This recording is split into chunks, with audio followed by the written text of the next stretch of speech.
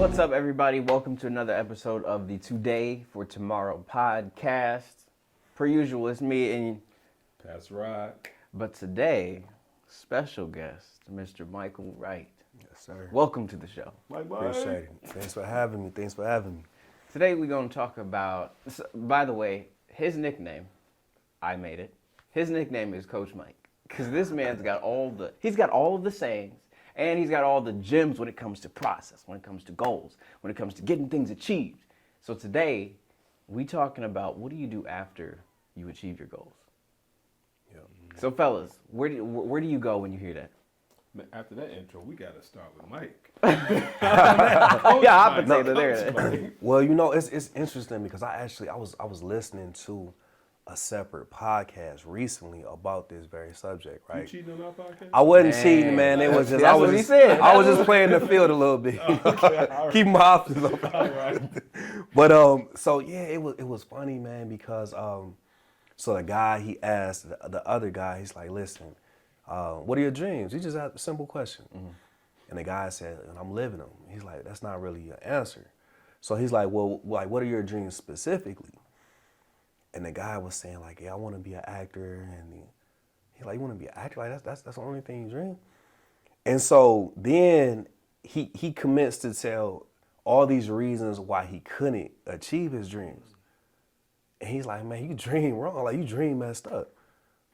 You know, and basically the reason why I brought it up is because it made me think about my own process of thinking about things, and specifically dreams, of how the human is in us sometimes when we do have something like ambitious or something that we want to accomplish. Our mind does tend to go to a negative space sometimes. Mm-hmm. And we don't like to admit it, but it just, you know, what happens. So, I mean, what you're saying is kind of like we kill our own dreams.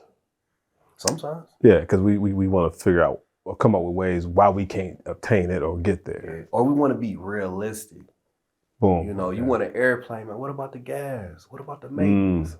Gotcha. You know, people want to tell you all these facts of why you shouldn't be dreaming the way you're dreaming. And it's almost like it kills our imagination. Mm-hmm. Yeah. I think it's, and correct me if I'm wrong, but I think you said you dream wrong. Yeah.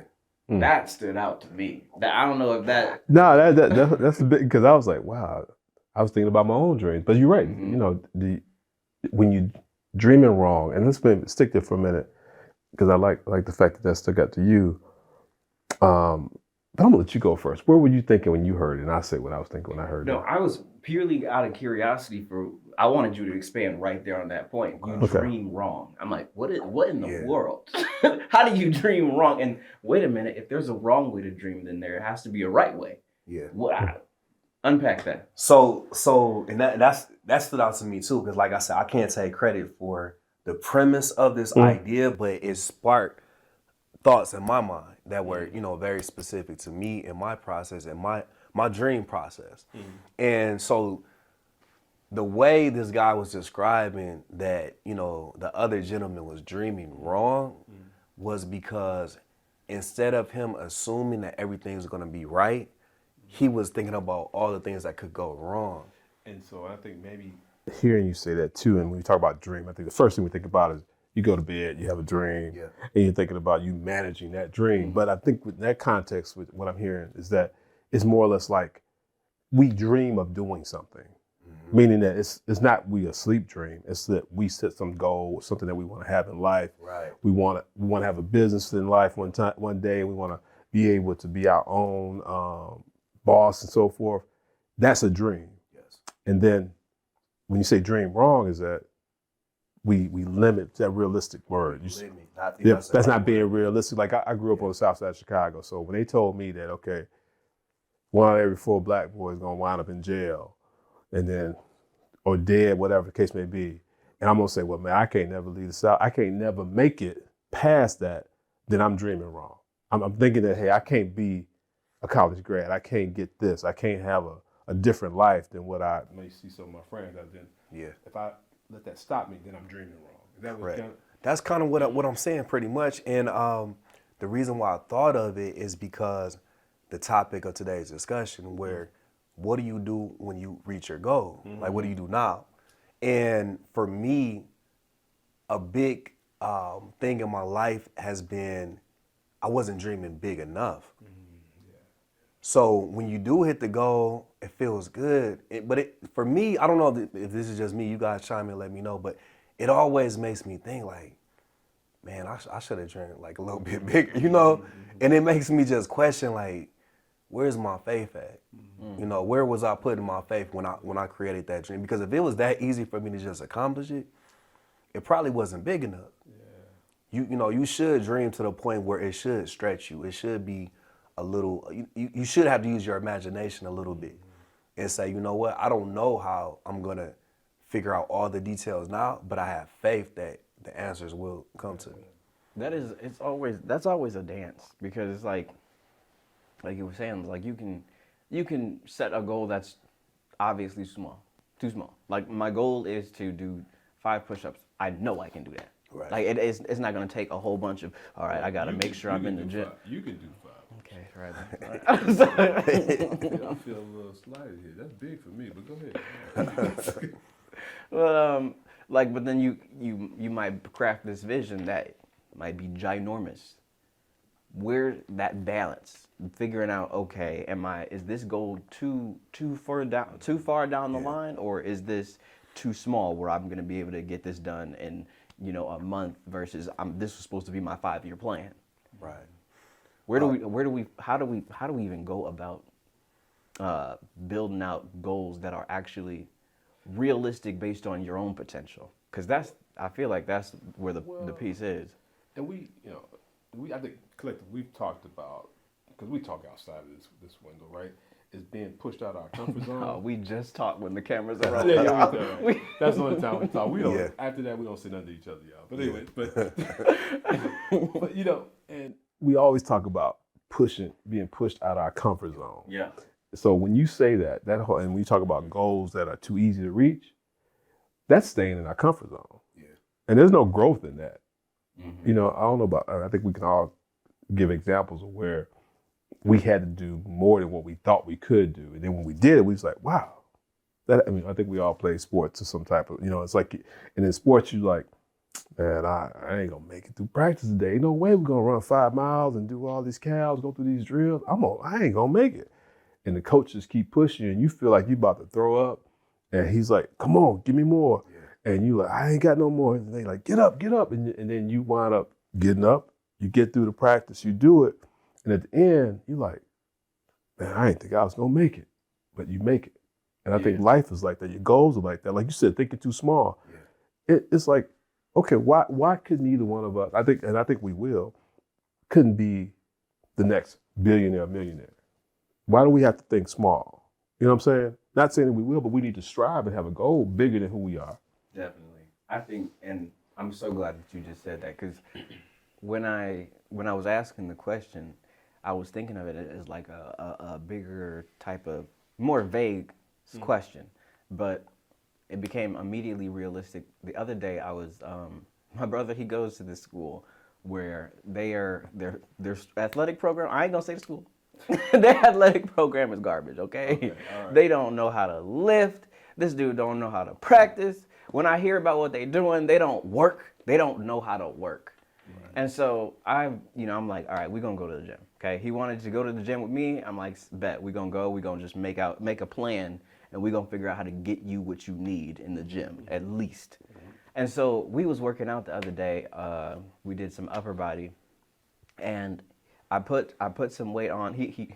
I said, all right, what do you think we should put on this? And so he put some weight on there. I'm like, okay, cool. So I need 4. We're gonna do 4, 6, 8, and 10. And so he started with the 4. You're supposed to, I was telling him to go heavy on this one. Yeah. And he was pushing. It was light. I'm like, I told you we're gonna do 4. So it need to be heavy. Why you just blow through it like that? Right. He's all right, we're gonna put some more weight on there. And so he was doing it, and he was struggling a little bit. And then he was getting to, like, when we got to 6, he got to the last 2 reps, and he was like, couldn't do it. I said, you can push it. Keep going. And he got it up. And he was trying to rack it. I'm like, no, you got 2 more for me. Yeah, I need you to do it too. And so every time he brought the bar back down, and was trying to push it up and was struggling, trying wiggling his way out of there. I'm like, no, I've got it. Yeah.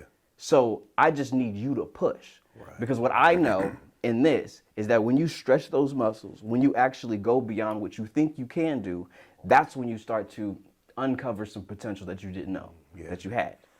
And so he was in there, and he ended up lifting more weight than he's ever lifted before. And so he was getting more out of the workout than he's ever gotten before. And so I think that's the balance right there. Mm-hmm.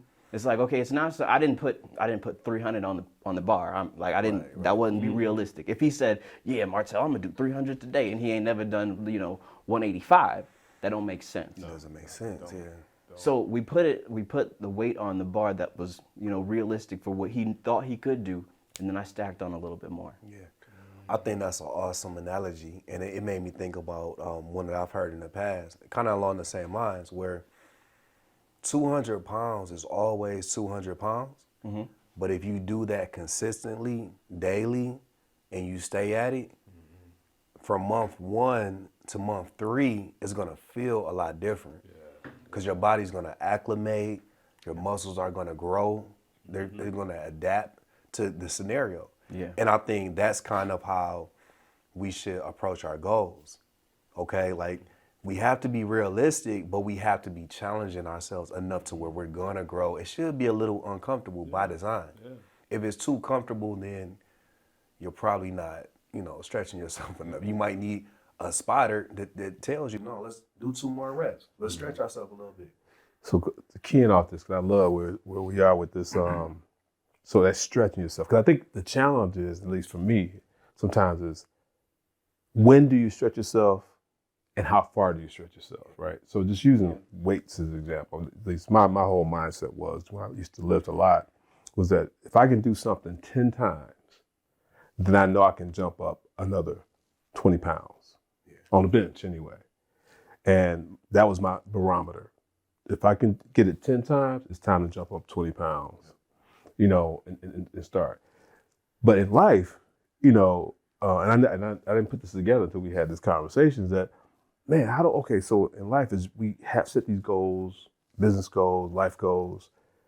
When we get to that goal, and to your point about doing it every day and repping it up, how do we move to the next rung to say, okay, now it's time to jump up 20 pounds? When do you know it's time in life to jump up to the 20 pounds or whatever?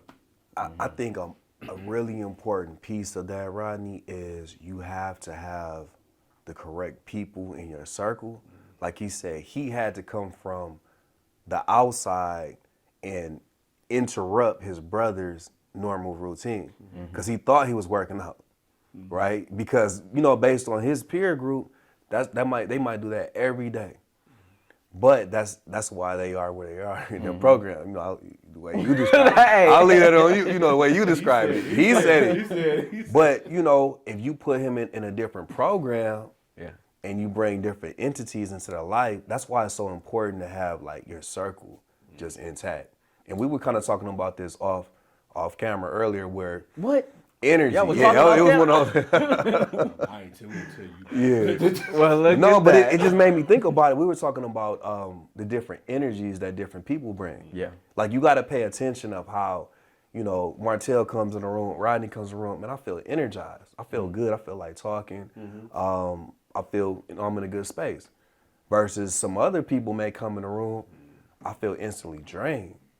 You know what I'm saying? And this can happen in every aspect of our life. It's not just, working out or business. It's just period. Just different people are going to bring different energies to the table. Yeah, that's real. That's real. I think that's and that's good because those other people in your life kind of are the ones that help move you to that next rung to say, just like you spotting your brother and working out with a spotter. It's like, when you working out by yourself, you fearful to go up too high in weight because you're not sure you're gonna get it up. You're gonna get stuck. Am I safe? But that spotter pushes you, like you push your brother to do more. And in life, we got the right people around us. They all, because that's why I appreciate y'all. We do talk off camera, but we push you exactly. But we push each other, and that's what that's what's up. Having the right people in the room. Yeah. And just biblically. iron sharpens iron. Amen. You know, Yeah. you gotta have the right people in your camp. And it can't be, what we would call yes men and just cheerleaders. And it has to be somebody that is gonna keep it real with you. Mm-hmm.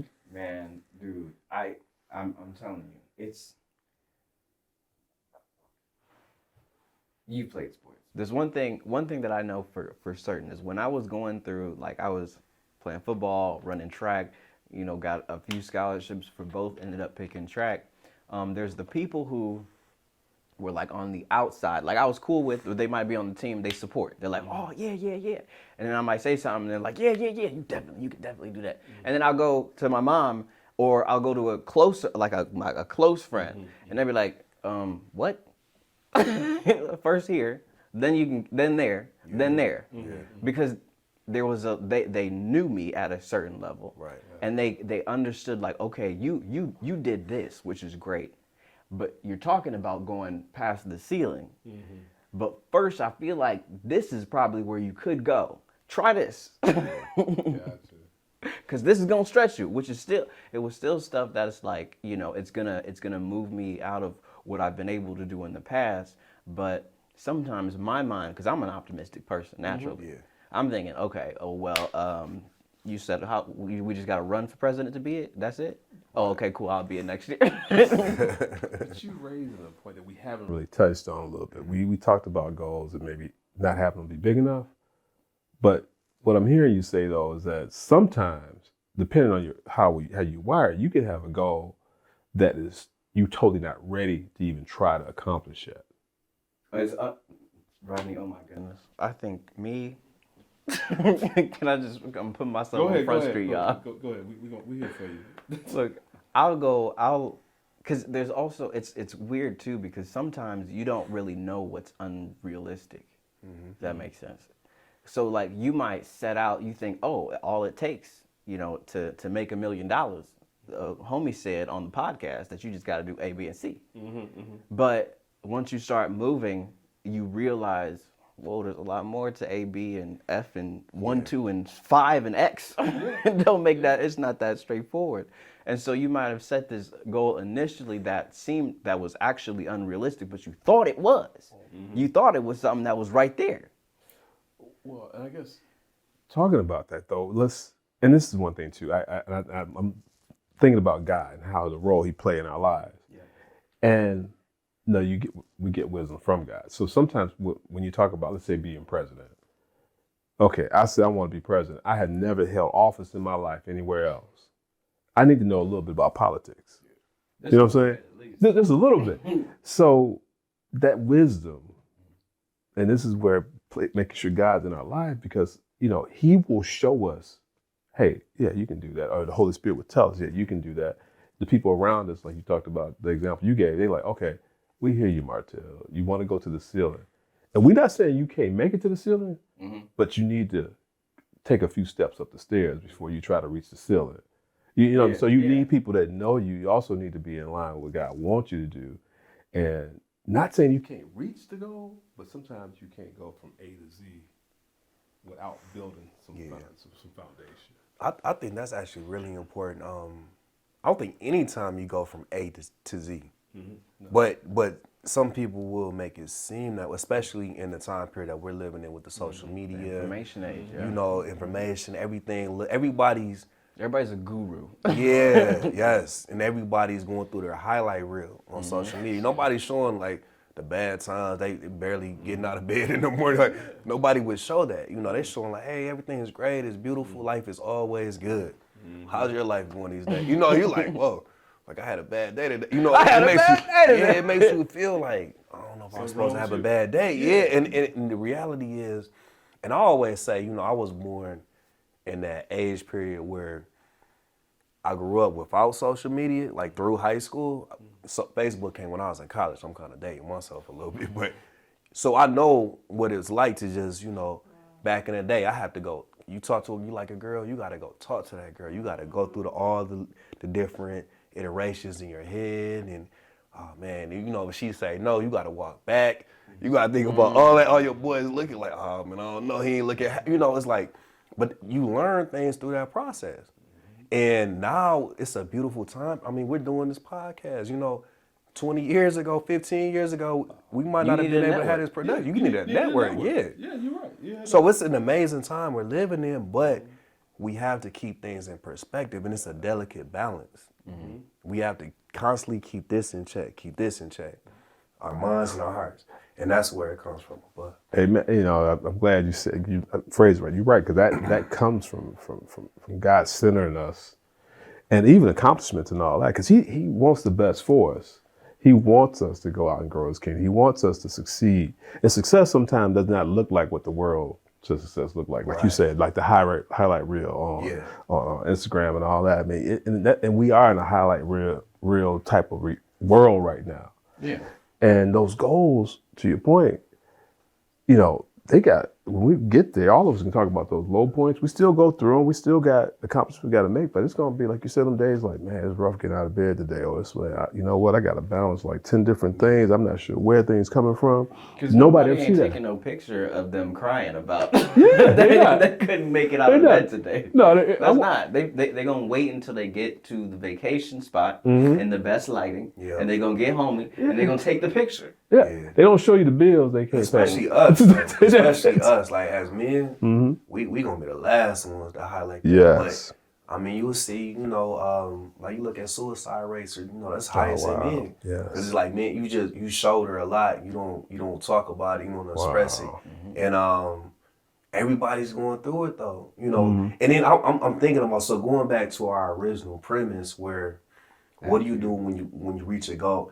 I think for one, it's important that you acknowledge that you reached that goal too, and you give yourself a little time period to enjoy it, because I think in our culture, in today's society, Go. it's always another goal, And you barely acknowledge and give yourself a chance to enjoy the goal that you did reach. Because I was thinking about that as you guys were talking, like, what do I do when I reach a goal?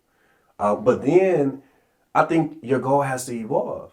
Once you've reached that goal, it died. It's an angel now. Yeah. So you gotta go get new goals. You gotta find new goals, but that's a delicate balance. But I think that's where we got to be careful of complacency, right? Yeah. Because once you reach a goal, it's easy to become complacent and think that, sometimes people stand on their successes. Like they might have been a great athlete in college. And they always talk. High school, our city, man. Exactly. And they keep reminding you that. Because I ain't gonna name no names, but we my wife and I had this couple, and every time we go hang out with them, this dude would tell us about he hold a state record for whatever. I'm like, man, that was like 25 years ago. But that goal. That was his highlight. Yeah. And sometimes you could, to your point, reaching that goal and so forth, people will stand on that, and that becomes who they are. They don't go nowhere else. That's sad. That's a very sad existence. Look, if you are hanging on and still championing successes from over last year, then you got to understand that if you ain't achieved nothing new, what are you doing? Like Janet Jackson, what you done for me lately? Yeah. What you done for me lately? You know what I mean? Yeah. Because it's like that person right there. I'm think about like all the different things that they've done, all the different areas of their life, like relationships, like their career, like their goals. Maybe they have some extracurricular. They haven't done anything in their mind to match that success because they're still talking about that from way back. Yeah, exactly. That's wild. But I also think it's about, like when I say, this got to be in the right place, this has to be in the right place, because for me, like with some family members, for example, it's tough when someone you love, their life may have, took a little bit of a different turn than maybe what they thought it was going to be. And you know that they're having a tough time dealing with the realities because they feel like it's too late. But it's not too late. And that's where it's challenging to watch. But it's also a reminder for me is that, the best thing we can do for ourselves and our family, like for me, I always think about my kids, is try to correct or make adjustments where you see fit. So you're not passing on some of these habits that we've learned, maybe from our elders. Yeah, not true. So again, because you keep looping us back to the original subject now, and I appreciate it. We need that. We need that. But it was crazy. We was watching this. Actually, I shared it on Instagram.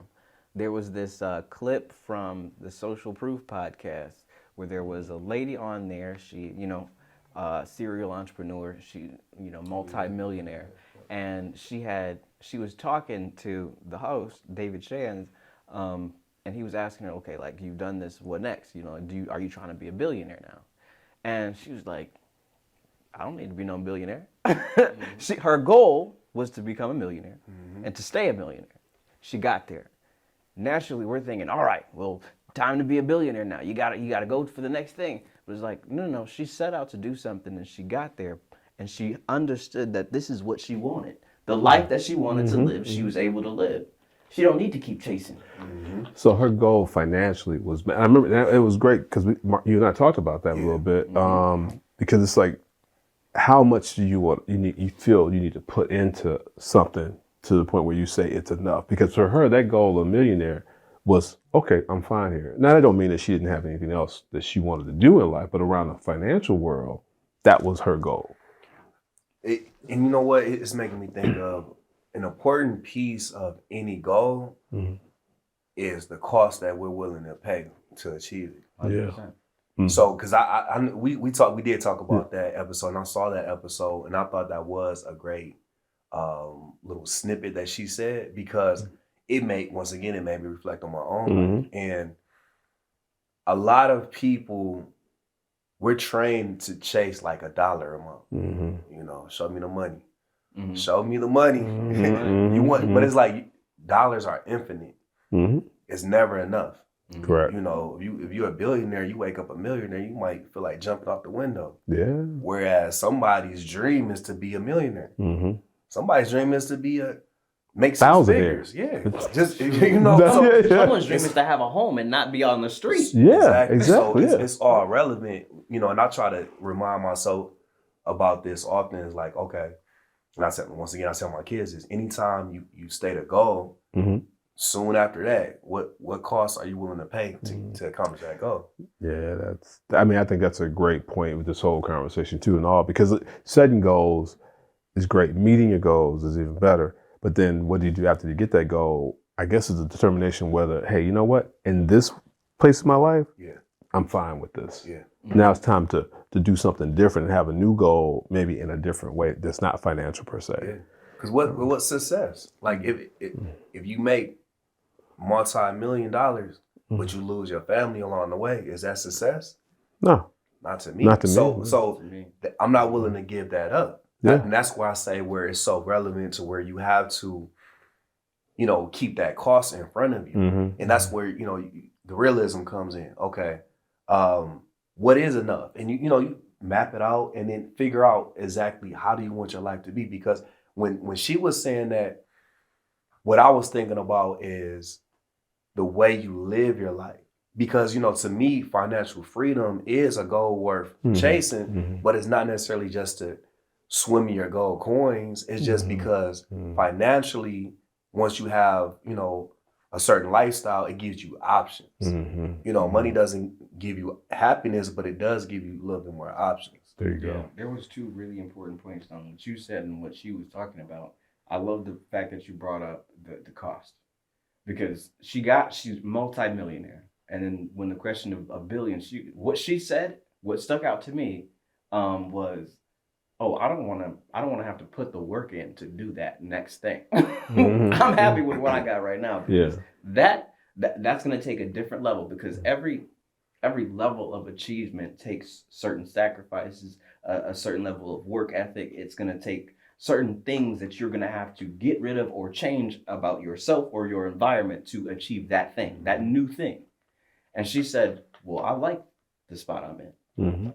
So I'm all right. I'm gonna stay here. No, that's real. I mean, it's a goal setting and what you do. I mean, it sounds simple, but as we sit here and talk, it's a lot of elements to this, and it's a lot more complex. But I think, and Mike, you said this too, that alignment with God is key, because I know Paul talked about this, is being content with much, being content with little.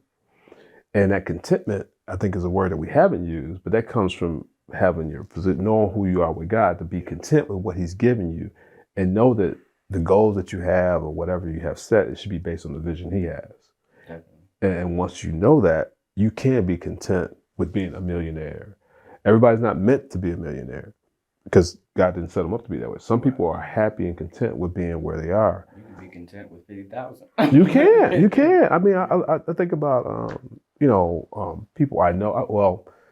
I forgot his name, but he talked about debt free, and he was a pastor. He talked about his grandmother, or not his mother, who cleaned houses, right? And he was like rolling, and trying to roll with all these different pastors in the 80s and so forth, but he was in super debt. But then his grandmother passed. This woman was debt free, owned 3 properties, all that, and made a minor amount of money, but she was content. She did what God told her to do, what she had, and she had wealth beyond his, but it didn't look like it. She didn't live a lifestyle. Right. So we got, when God is in it, when we make him the focal point, he'll get us where he wants us to be. Yeah. God's plan is definitely the best plan for each individual. There's just no question about it.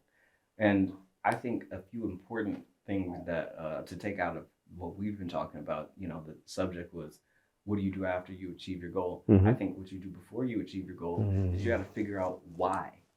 Why are you doing it? Yeah. What is it going to look like? Yeah. What is it going to look like when you've actually gotten to the place that you're working towards? Because if you don't understand that, if you don't know that, then you might be just running forever. Right? Like I got to, I get to 100,000, I get to 200,000, I get to 1 million. And then I'm like, I'm still not happy with anything because I haven't focused on what it's supposed to look like in the first place. Wow, I got fancy things now, but I don't really, it doesn't satisfy me. I need to go get something else. So like what does God have for you? What is God put inside of you? Like, what are the gifts? What are the abilities? And how are you going to use that? What is the vision that he's placed on you for your life? And then what are you going to do every single day until it looks like exactly what that vision is? Wow. Yeah. Wow. That's deep, man. I think we can go on this topic for a while, but we're going to have to probably close out here before people start to be like, wait a minute, you keep me from getting my goals. Hey, look, in this episode, it's the new year. Happy New Year. Happy New Year. Hey, what's up? So yeah, it's perfect time to talk about goals. It is. It is. And and the new year, that always gets me, like, setting goals. The new year, I'm like, when you have a goal, you need to start it then. Yeah. I mean, it's a built-in little reset. Personally, I love the fact that we're going into a new time period. And you were kind of touching on it, Martell, but before you start setting goals, I think you have to spend time in reflection, deep reflection. You got to spend time with yourself. You have to pray, because you have to ask God to clarify the vision. If it's something that you're doing or you think about every day, it's probably a reason, and you probably need to pursue it and figure it out. But it all starts with taking just one step. Yep. Amen. With that, that's what's up. There it is. Y'all heard it. Thanks for coming on the show, Mike. Yes, sir. Thanks for having me. Won't be the last time. Won't be the last time. All right. Gotta do it again. So this has been another episode of the Today for Tomorrow podcast. We definitely appreciate you for being here. Don't forget to subscribe to the YouTube channel. Share this thing wherever you can share it, to as many people as you can share it to. And we hope to see y'all next week. Peace. Peace.